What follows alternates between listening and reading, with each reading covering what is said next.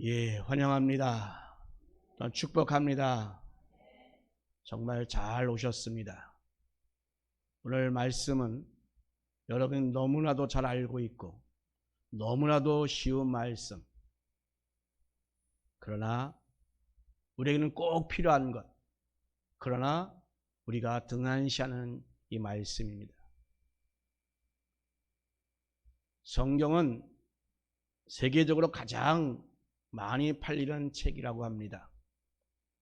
또한 동시에 가장 읽지 않는 그러한 책이라고도 합니다. 정말 슬픈 일이 아닐 수 없습니다. 그런데 또 슬픈 일이 있습니다.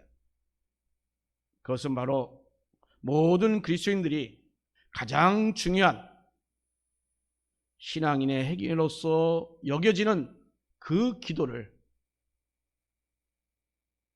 그리스도인들의 그러한 삶 가운데 나타나는 것이 적다라는 것입니다. 여러분은 일주일 동안 과연 여러분이 얼마나 기도하며 삶 가운데 여러분 살았습니까? 자, 우리는 이 신앙생활을 하면서 바로 이 기도는 영적인 호흡이자 하나님과 대화이며 또 하나님의 명령이다라고 이미 많이 익히 배웠습니다. 당연히 기도하지 않으면 응답이 없고 또 하나님과의 친밀한 관계를 또한 가질 수도 없습니다.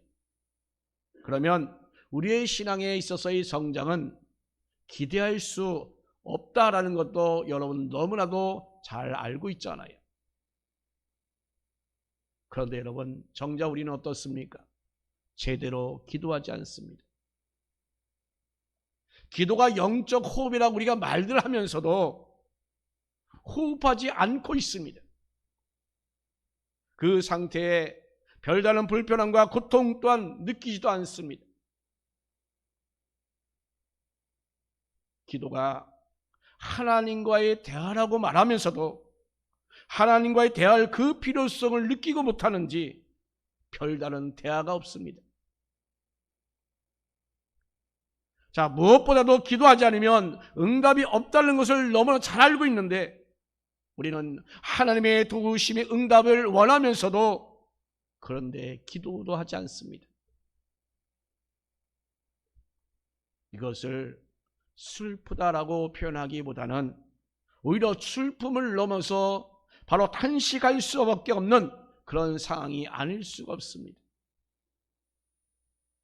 어쩌면 그래서 여러분 오늘 설교는 지금까지 여러분 성도들이 들어왔던 그 기도에 관한 많은 설교 중에 하나일 것입니다.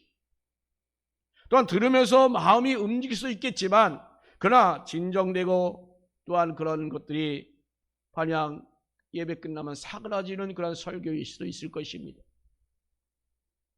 그러나 여러분 이 중에서라도 단 한 명만이라도 정말 이 기도의 삶을 시작할 수 있다는 그 소망을 하면서 저는 이렇게 말씀을 전하고자 합니다. 제발 여러분 가운데 또한 더불어 아직도 기도의 삶으로 나아가지 못하고 있으나 말씀을 듣다 보면 어느 날 기도의 삶을 사는 그 발자국을 여러분이 뗄 것이라고 기대하면서 말씀을 전하고자 합니다. 그래서 말씀을 시작하면서 유진소 목사님의 기도의 사람이라는 책을 소개합니다. 표지를 보면 수천 년을 이어온 성경 속의 기도의 역사라는 그런 글이 있는데 그래서 하나님께서 쓰신 기도의 사람들이 어떠했는가를 기록한 그런 책입니다. 저자는 이 대표적인 기도의 사람들을 소개하면서 그들 각자의 기도를 함축된 문장으로 표현했습니다. 그래서 어떤 분들이 어떻게 소개되는지 그 수제목으로 여러분에게 말씀드리고자 합니다.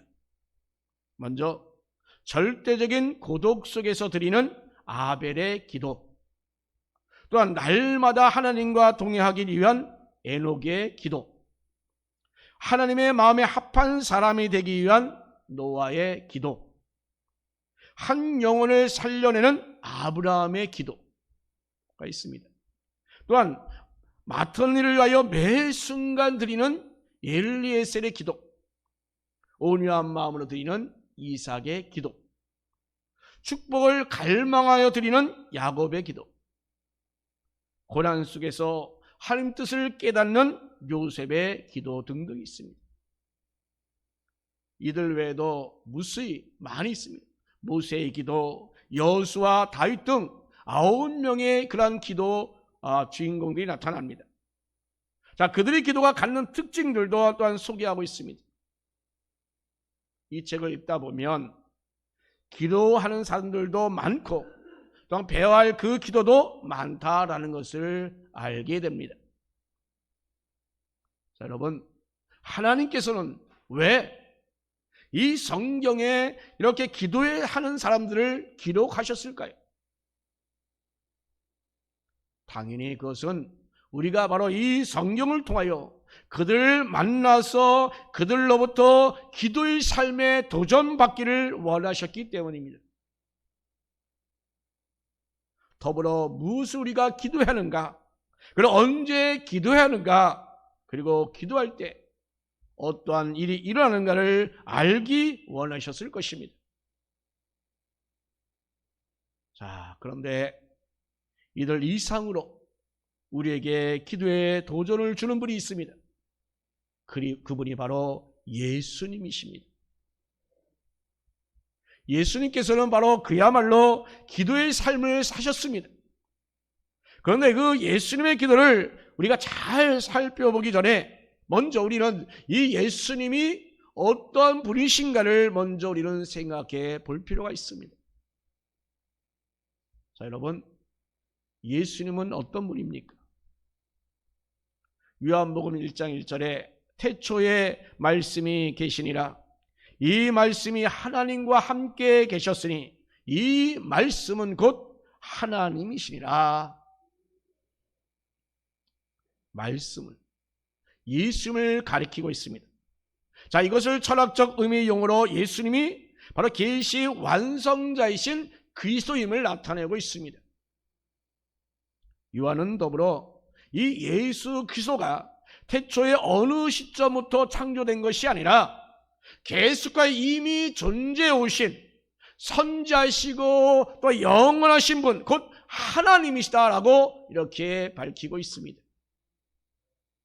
그러면서 만물이 그로 말미암아 지은 바 되었으니 지은 것이 하나도 그가 없이는 된 것이 없느니라. 예수 그리스도가 바로 창조주 하나님이요 바로 그분이다 라고 말씀하고 있는 것입니다. 자, 그러면 여러분, 이 기도가 하나님을 향한 것이잖아요. 그러면 예수님께 굳이 왜 이렇게 기도하셨을까요? 기도하실까요? 아니, 하나님이신데 어째서 심한 통곡과 그 눈물로 하나님께 예수님이 기도했을까요? 예수님은 여러분 참 신이기도 하지만 참 인간이기도 하기 때문입니다. 어떤 분의 표현처럼 이 신성으로 인성을 가리고가는 사단은 옳지 못하다라고 말합니다. 빌립보서 2장 6절 7절 말씀에 그는 근본 하나님의 본체시나 하나님과 동등됨을 취할 것으로 여기지 아니하시고 오히려 자기를 비워 종의 형체를 가지사 사람들과 같이 되셨고 라고 말씀합니다. 예수님은 사람의 모양으로 나타나사 그 십자가의 죽음으로써 영원한 멸망 가운데 처한 인간을 구원하시기 위하여 그렇게 원하셔서 하는 그 계획을 성취하셨습니다. 자, 그런 예수님이기에 고통과 답답함 속에서도 참 신으로서 어떤 권한도 어떤 능력도 전혀 사용하지 않으셨습니다. 오히려 예수님께서는 하나님께 간청하는 그런 기도를 드렸습니다. 지금 내 마음이 괴로우니 무슨 말을 하리요? 아버지여, 나를 구원하여 이 때를 면하게 하여 주옵소서. 하늘을 향한 이 간청이야말로 정말 참 인간이신 예수님의 정말 진실한 인성이다라고 할 수가 있습니다. 예수님은 십자가의 앞에서뿐만 아니라 늘 기도하는 그 삶을 사셨습니다. 네, 그 모습은 바로 우리에게 도전을 가져다 줍니다. 또 여러분에게 한 권의 책을 더 소개하고자 합니다. 유상선 목사님이 쓴 예수님의 기도입니다. 누가가 발견한 그 초대교회의 비밀이라는 그 부제에서 알 수 있듯이, 자, 누가가 본 예수님의 기도와 함께 초대교회의 기도 생활을 소개한 그러한 책입니다. 자, 앞에서는 예수님의 기도 생활, 곧 말하자면 세례 직후의 기도, 그 다음에 강야에서의 기도, 산상철야 기도, 또한 변화산 기도, 또한 특별한 중보 기도, 또한 겟세마네 동산에서의 기도, 또한 십자가 상에 의해서의 기도 등등이 기록되어 있습니다. 자, 이 책에서 밝혀지는 것처럼 예수님은 이렇게 늘 기도하는 삶을 사셨던 분입니다. 이러한 기도의 삶은 겟세마네에서의 기도로 이어집니다.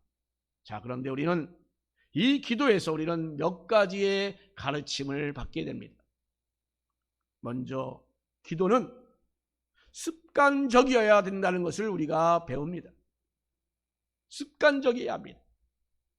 자, 무슨 말입니까? 자, 보세요. 먼저 이 기드론 골짜기 사이에 두고 한쪽 기슭에 예루살렘이 있습니다. 그 반대편에 감난산이 있는데 산에 감난사가 많아서 그것은 감난산이다라고 부릅니다. 자, 이것은 예루살렘보다 약 100m 정도가 높기 때문에 예루살렘 전체가 다 한눈에 보일 정도로 경치가 아주 좋습니다. 그런데 주 1세기경에 숲이 다 망가졌습니다. 그래서 민둥산이 되어버렸습니다. 왜냐하면 무엇보다도 그 감난산이 거의 다 공동묘지로 되어버렸습니다. 그 이유는 뭐냐?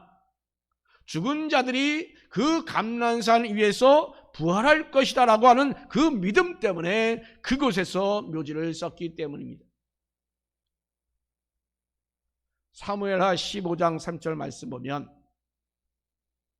압살롬이 난을 일으키자 다윗이 머리를 가리고 맨발로 울며 감난산 길로 갔다라고 했습니다. 그리고 또한 성문을 나와서 기드론 골짜기로 내려가서 또한 감난산으로 급히 도망하던 그 다시의 모습을 우리가 살펴볼 수 있습니다. 또한 누가복음 21장 37절에 자, 예수님께서는 낮에는 성전에서 가르치시고 밤에는 나가서 감난산이라는 그 산에서 쉬셨다라고 이렇게 말하고 있습니다. 또한 다윗이 도망치려 가던 오르던 그 산기슭이 예수님께는 쉼의 장소이자 기도의 장소가 되었던 것입니다. 자, 이렇게 이 본문에 나오는 예수님의 기도 장소 역시 감난산 기슭이었습니다. 자, 이 요한은 여기에 대해서 지명을 언급하지 않았습니다. 기드론 시내 건너편으로 나가셨다라고 했습니다. 자, 이렇게 예수님께서는 감난산 기슭에 있는 바로 겟세마네에서 체포되기 전까지 땀이 빗방울이 될 정도로 간절하게 기도했습니다. 자, 그런데 여러분, 여기서 중요한 것이 있습니다.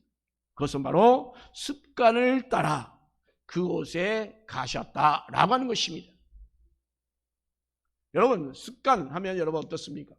보편적으로 아유 나쁜 것?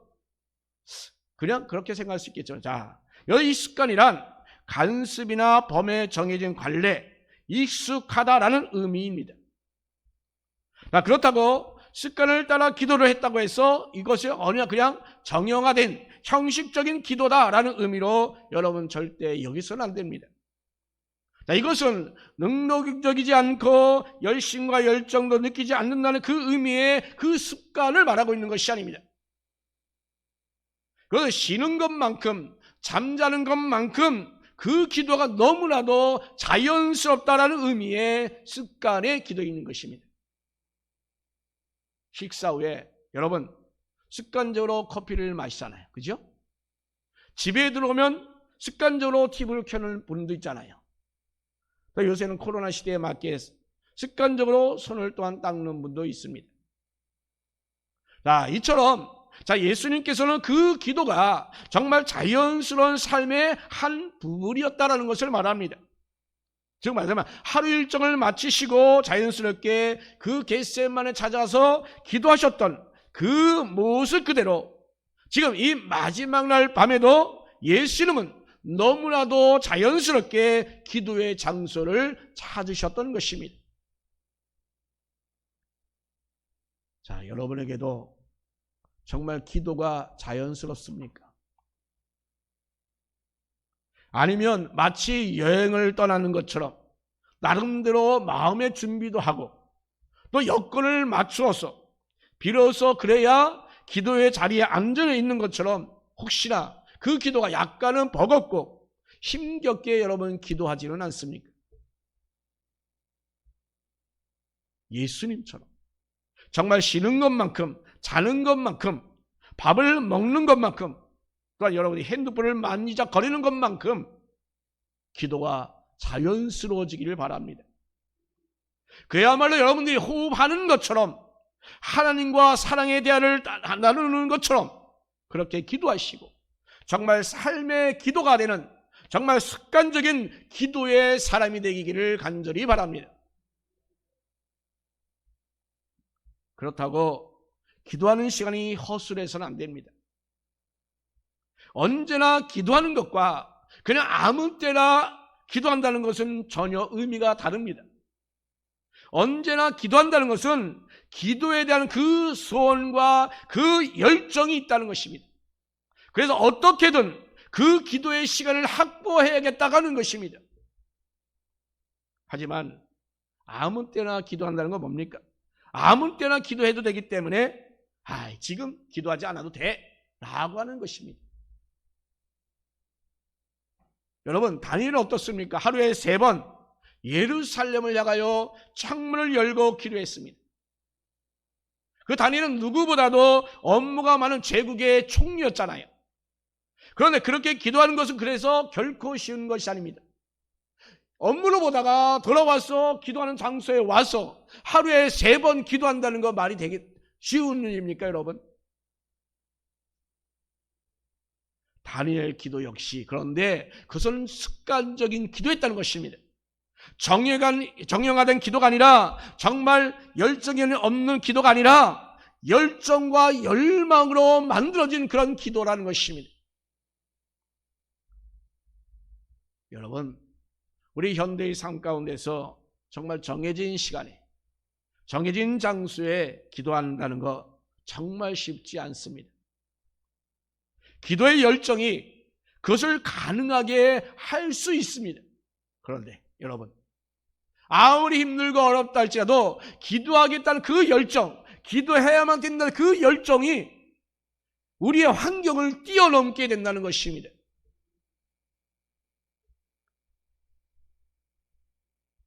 제가 아는 여기 부계동에 한번 말씀하러 갔었는데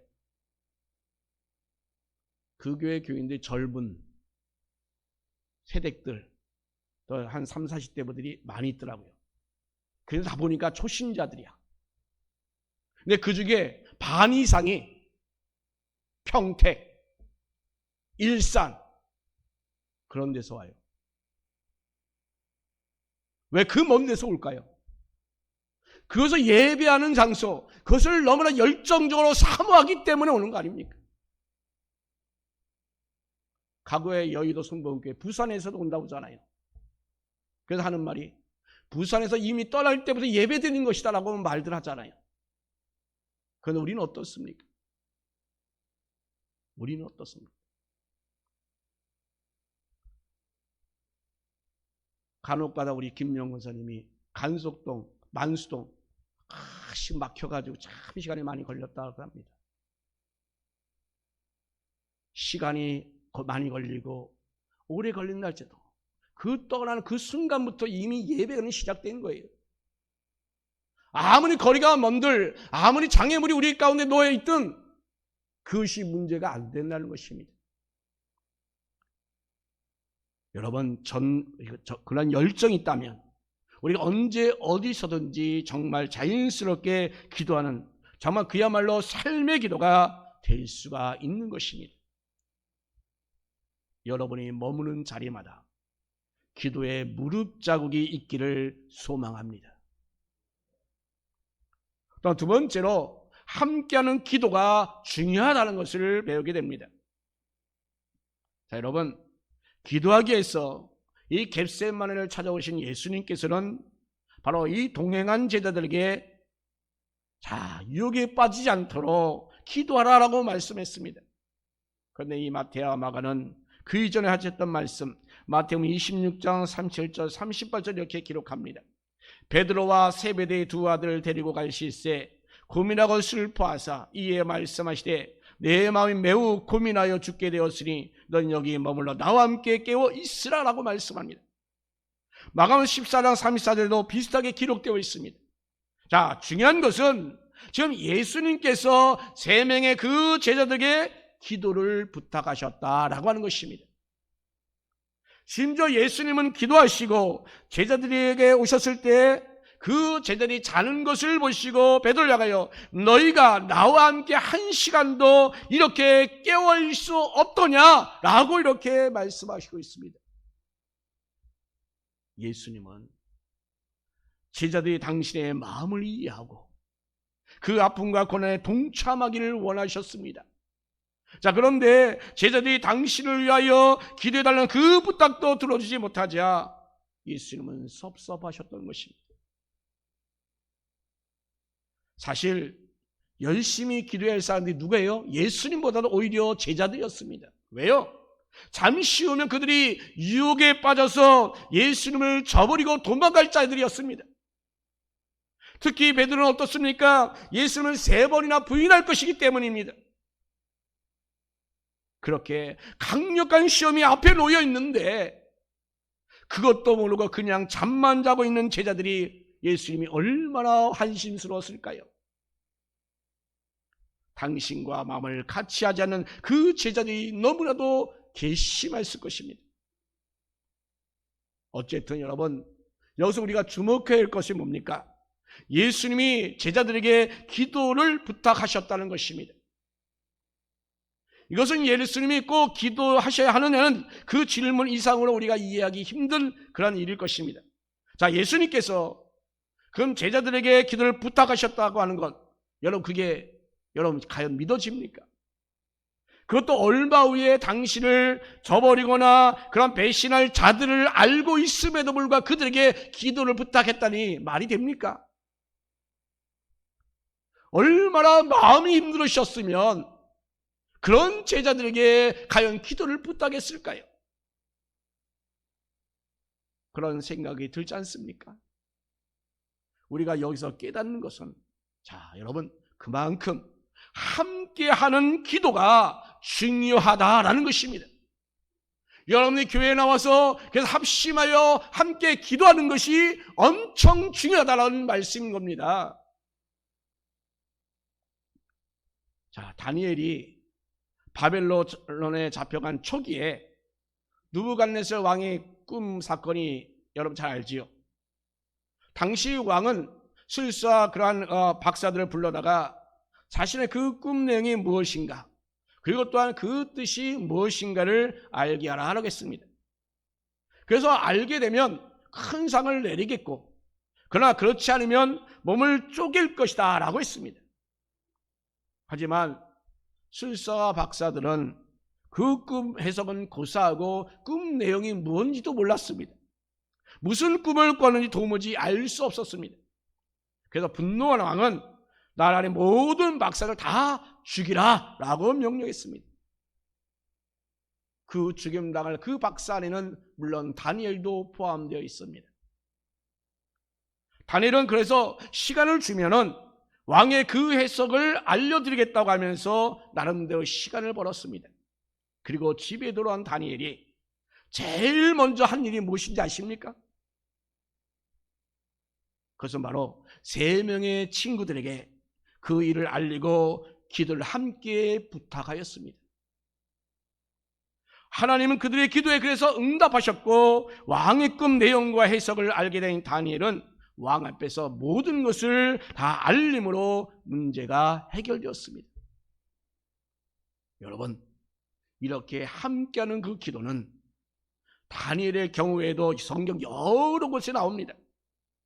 베드로가 사로잡혔을 때에도 마찬가지입니다. 사도행전 12장 말씀 보니까 헤롯이 베드로를 잡아서 그 무교절 기간에 백성 앞에서 죽이고자 하라고 했습니다. 그렇게 베드로는 잡혀가서 옥에 갇혔는데 사도행전 12장 5절 말씀 보면 교회를 위하여 간절히 하나님께 기도했다라고 했어요. 교회 모든 성도들이 이 베드로를 위하여 함께 간절히 기도했다라고 했습니다. 온 성도가 베드로를 기도할 때 여러분 어떤 일이 벌어졌습니까? 주의 사자가 나타나서 두 군인 그 틈에 있던 그 베드로를 깨우고 쇠사슬을 벗겨주고 옥에서 나오게 했던 것입니다. 그렇게 해서 거리로 나온 베드로는 성도들이 머문 곳에 갔는데 그들이 그때까지도 그곳에서 여러 사람들이 함께 기도하고 있었던 것입니다. 사랑하는 성도 여러분, 우리는 예수님을 통해서 그리고 많은 사람들의 그 기도를 통해서 정말 함께하는 그 기도가 얼마나 귀한지 우리는 깨닫게 됩니다. 그렇다면 여러분, 그 기도의 삶에 우리도 도전해야 되지 않겠습니까? 그 기도가 정말 우리 가운데 거룩한 습관이 되도록 우리는 하루하루를 인내하면서 그 기도의 자리를 지키시기 바랍니다. 그 기도의 시간을 우리가 확보해야 할 것입니다. 기도의 방해를 우리는 극복해야 합니다. 어떤 것들이 방해됩니까? 나의 질병입니까? 나의 물질입니까? 나의 가족입니까? 극복해야 합니다. 함께 기도할 사람을 또한 찾아야 합니다. 그들과 거룩한 기도 모임을 가져야 합니다. 함께 기도해야 합니다. 지금은 사순절 기간입니다. 다른 때는 몰라도 제발 이 사순절 기간 동안이라도 하나님께 첫 시간 새벽에 합심하여 기도할 수 있는 그 장소로 나오시기 바랍니다.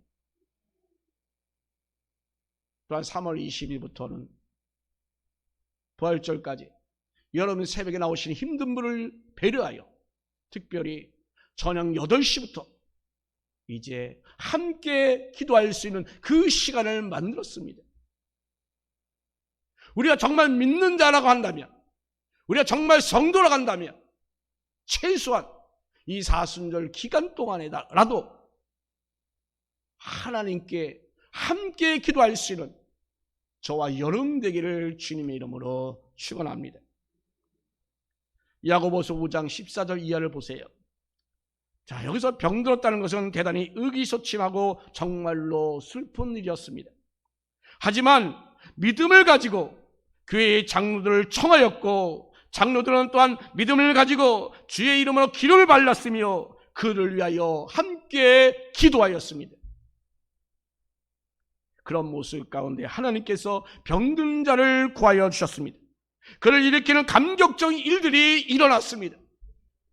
함께할 때 기적이 일어납니다. 이런 행복한 모습이 어디 있습니까?